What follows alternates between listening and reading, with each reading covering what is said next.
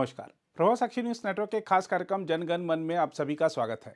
कर्नाटक विधानसभा चुनाव में मुस्लिमों के 82% से ज्यादा मत अकेले कांग्रेस को मिले थे। इसलिए ऐसा लगता है कि कांग्रेस पार्टी की सरकार तुष्टीकरण की राजनीति की पराकाष्ठा पर उतर आई है।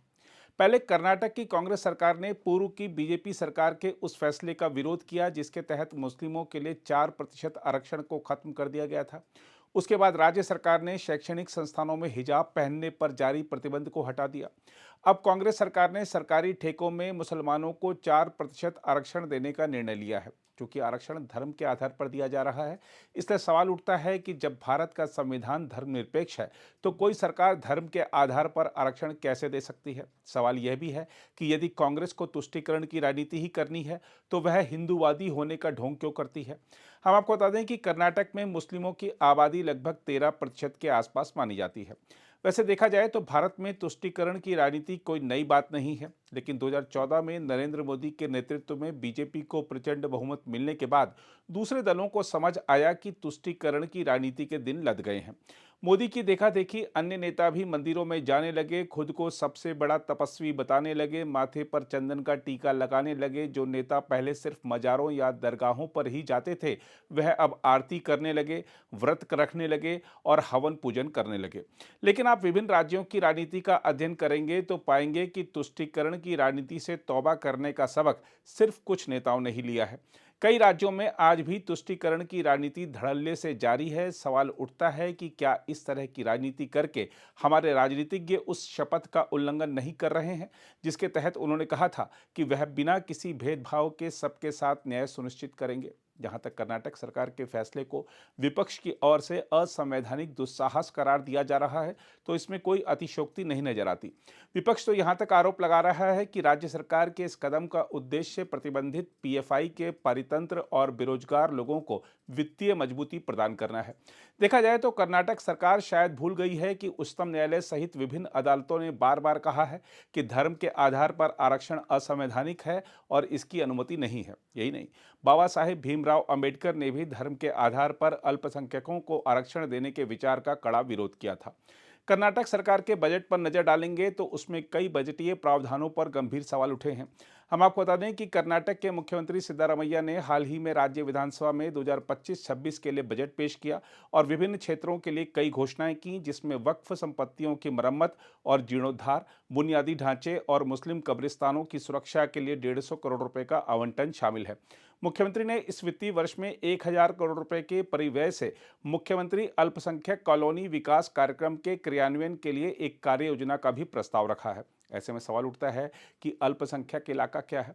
बहरहाल, जहां तक कर्नाटक सरकार की ओर से सरकारी ठेकों में दिए गए आरक्षण की बात है तो उच्चतम न्यायालय के वरिष्ठ अधिवक्ता और भारत के पीआईएल मैन के रूप में विख्यात श्री अश्विनी उपाध्याय ने सवाल किया है कि मजहब के आधार पर विभाजन हुआ और मजहब के आधार पर आरक्षण कैसे दिया जा रहा है। कर्नाटक की सरकार ने सरकारी ठेकों में मजहब के आधार पर रिजर्वेशन देने का निर्णय किया।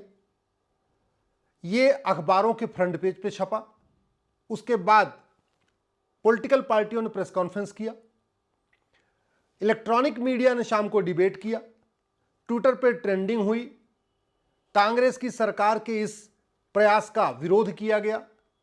लेकिन सवाल यह है कि जो 4% सरकारी ठेकों में आरक्षण दिया था मजहब के आधार पर, क्या उसको कर्नाटक की सरकार ने वापस लिया? बिल्कुल नहीं लिया।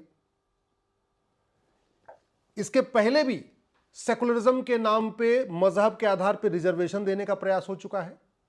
मजहब के आधार पर लोन दिया जा रहा है।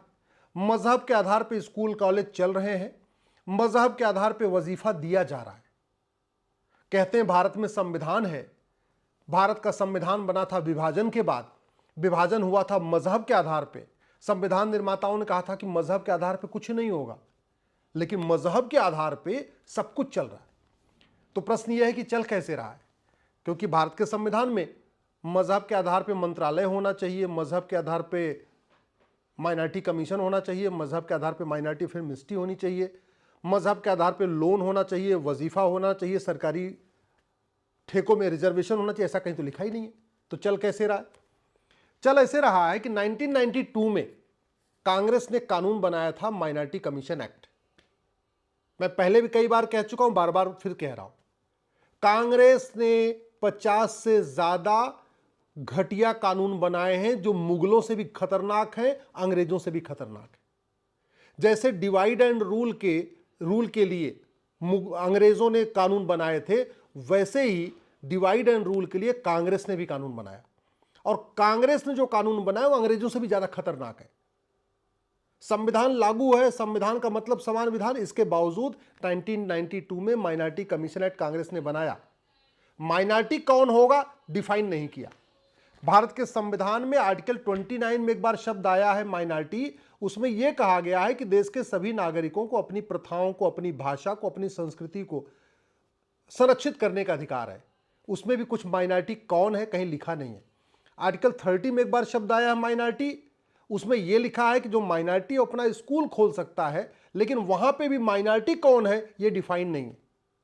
तो न भारत के संविधान में माइनॉरिटी डिफाइन है, न माइनॉरिटी कमीशन एक्ट में माइनॉरिटी डिफाइन है जो 1992 में बना, न जो 2004 में माइनॉरिटी एजुकेशन एक्ट बना उसमें माइनॉरिटी डिफाइन है। इसके बावजूद अलीगढ़ यूनिवर्सिटी माइनॉरिटी यूनिवर्सिटी हो गई, जामिया यूनिवर्सिटी माइनॉरिटी यूनिवर्सिटी हो गई, माइनॉरिटी के नाम पे अपने इंजीनियरिंग कॉलेज खुल गए, माइनॉरिटी के लॉ कॉलेज खुल गए, माइनॉरिटी के जो है हॉस्पिटल खुल गए, माइनॉरिटी के स्कूल खुल गए, माइनॉरिटी की कोचिंग खुल गई, माइनॉरिटी का वजीफा खुल गया, माइनॉरिटी को लोन दिया जा रहा है, माइनॉरिटी को मुफ्त में मकान दिया जा रहा है, माइनॉरिटी को नौकरियों में रिजर्वेशन दिया जा रहा है, माइनॉरिटी को अब तो सरकारी ठेकों में भी रिजर्वेशन दिया जा रहा है। सब कुछ हो रहा है माइनॉरिटी के नाम पे, लेकिन माइनॉरिटी कौन होगा इसकी कोई ये कहीं लिखा ही नहीं। अब ये जब कर्नाटक का पूरा एपिसोड आया उसके बाद खूब हुआ, अखबारों में फ्रंट पेज पे खबर छपी, इलेक्ट्रॉनिक मीडिया में डिबेट हुई, प्रेस कॉन्फ्रेंस हुई, लेकिन कोई इस समस्या का अस्थायी समाधान नहीं बता रहा। अस्थायी समाधान है या तो आर्टिकल 29-30 से माइनॉरिटी शब्द हटा दिया जाए संविधान से, लेकिन चूंकि आर्टिकल 29-30 संविधान का मूल मतलब शुरुआत में लिखा हुआ है, तो इसको बदलने के लिए 2/3 बहुमत चाहिए लोकसभा में, 2/3 चाहिए राज्यसभा में। तो जो सबसे आसान तरीका क्या है कि माइनॉरिटी को डिफाइन कर दिया जाए। माइनॉरिटी को डिफाइन करने के लिए पार्लियामेंट में भी कुछ नहीं करना है, क्योंकि कांग्रेस ने जो 1992 में कानून बनाया उसमें माइनॉरिटी डिफाइन नहीं किया, बल्कि वो पावर सरकार के पास ले लिया। इसमें यह लिखा है कि माइनॉरिटी वो होगा जो केंद्र सरकार डिसाइड करेगा। तो यानी आज की केंद्र सरकार बहुत आराम से एक सिंपल नोटिफिकेशन निकाल के कह सकती है, एनी ग्रुप और community which is socially, economically, politically non dominant and inferior in population less than 1% is minority. यानी वर्तमान सरकार सिंपल एक गजट निकाल के, उसके लिए पार्लियामेंट में बिल नहीं लाना, कुछ नहीं करना, सिंपल एक गजट निकालना है, एक नोटिफिकेशन निकालना है गृह मंत्रालय को कि जो भारत में 1% से कम है उसको ही हम माइनॉरिटी का दर्जा देंगे। तो स्वाभाविक सी बात है, पारसी माइनॉरिटी कहलाएंगे या यहूदी माइनॉरिटी कहलाएंगे, बहाई माइनॉरिटी कहलाएंगे, बाकी और कोई माइनॉरिटी तो कहलाएगा नहीं। तो कहते नहीं सांप भी मर जाएगा और लाठी भी नहीं टूटेगी। माइनॉरिटी मेजॉरिटी वाला चलता भी रहेगा मामला, और माइनॉरिटी में जो माइनॉरिटी के नाम पे जो गंदा खेल चल रहा है वो भी नहीं होगा। अब पूरा लाभ असली माइनॉरिटीज को भी मिलेगा।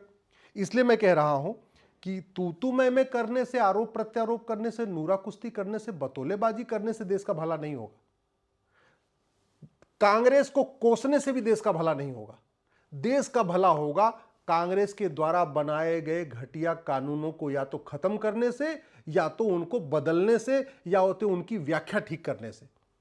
इस माइनॉरिटी कमीशन एक्ट को खत्म कर दे। सबसे पहला है कि संविधान से माइनॉरिटी शब्द हटा दिया जाए, लेकिन उसके लिए 2/3 बहुमत चाहिए। दूसरा, माइनॉरिटी कमीशन एक्ट खत्म कर दिया जाए, माइनॉरिटी एजुकेशन एक्ट खत्म कर दिया जाए, उसके लिए सिंपल मेजॉरिटी चाहिए लोकसभा राज्यसभा में। और ये भी नहीं करना है तो तीसरा काम सिंपल माइनॉरिटी को डिफाइन कर देना है। उसके लिए कोई पार्लियामेंट में कोई बिल ही नहीं लाना है, गृह मंत्रालय के पास वो अधिकार है। सिंपल एक पन्ने का नोटिफिकेशन निकलेगा, उसको जो होम सेक्रेटरी उनके साइन हो जाएंगे और उसमें लिख दिया जाएगा कि जो समुदाय भारत में 1% से कम है वो माइनॉरिटी है, और जो 1% से ज्यादा है वो माइनॉरिटी को उसको कोई लाभ नहीं मिलेगा। तो ये जो ठेका चल रहा है, एक रिजर्वेशन भी चल रहा है, तो कोचिंग भी चल रहा है, जो दुनिया भर के ड्रामे चल रहे हैं, ये सब अपने आप बंद हो जाएंगे।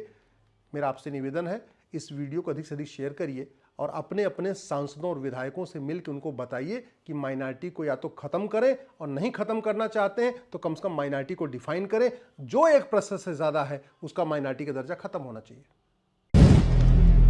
अगर आप भी लेना चाहते हैं देश दुनिया की तमाम जानकारी तो आज ही सब्सक्राइब करें हमारे चैनल को। साथ ही नीचे दिए बेल आइकन को जरूर दबाएं ताकि हर अपडेट आप तक पहुंच सके।